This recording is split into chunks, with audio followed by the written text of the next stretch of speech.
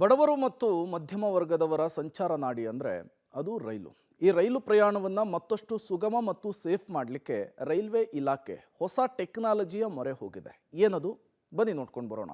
ಇನ್ಮುಂದೆ Bengaluru train high tech ಸ್ವಯಂ ಚಾಲಿತ ಸಿಗ್ನಲಿಂಗ್ ವ್ಯವಸ್ಥೆ ಜಾರಿ. ಹೆಚ್ಚಿನ ಪ್ರಮಾಣದಲ್ಲಿ ರೈಲುಗಳ ಸಂಚಾರಕ್ಕೆ ಅನುಕೂಲ ಆಗೋದಿಕ್ಕೆ ಹಾಗೂ ರೈಲು ಅಪಘಾತಗಳನ್ನ ತಡೆಯುವ ನಿಟ್ಟಿನಲ್ಲಿ ಬೆಂಗಳೂರಿನ 6 ಪ್ರಮುಖ ಮಾರ್ಗಗಳಲ್ಲಿ ಸ್ವಯಂ ಚಾಲಿತ ಸಿಗ್ನಲಿಂಗ್ ಸಿಸ್ಟಮ್ ಅಳವಡಿಸೋದಿಕ್ಕೆ ರೈಲ್ವೆ ಇಲಾಖೆ ಮುಂದಾಗಿದೆ. ಒಟ್ಟು 639 ಕಿಲೋಮೀಟರ್ ದೂರದಲ್ಲಿ ಇದಕ್ಕೆ ಅನುಮತಿ ಸಿಕ್ಕಿದ್ದು ಸುಮಾರು 874 ಕೋಟಿ ರೂಪಾಯಿ ವೆಚ್ಚ ತಗಲಿದೆ.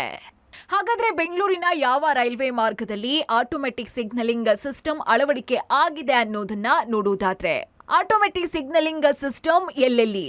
ಕೆಎಸ್ಆರ್ ಬೆಂಗಳೂರು ಸಿಟಿ, ಯಶವಂತಪುರ, ಯಲಹಂಕ, ಇನ್ನು Yeshwanthpur to Arsikere, Lottegollahalli to Hosur, Whitefield to Jolarpettai, Baiyappanahalli to Penukonda, Channasandra, Bengaluru ನಗರ ಟು ಮೈಸೂರು.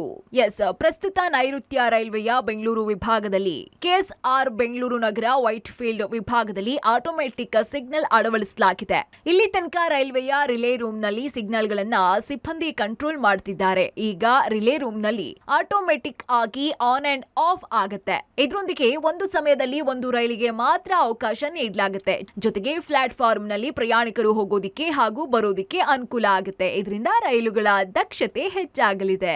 ಒಟ್ಟಿನಲ್ಲಿ ರೈಲ್ವೆ ಇಲಾಖೆಯ ಈ ಕ್ರಮ ಪ್ರಯಾಣಿಕರಲ್ಲಿ ಸಂತಸ ತರಿಸಿದೆ. Aruna Shiraguppi, public TV, Bengaluru.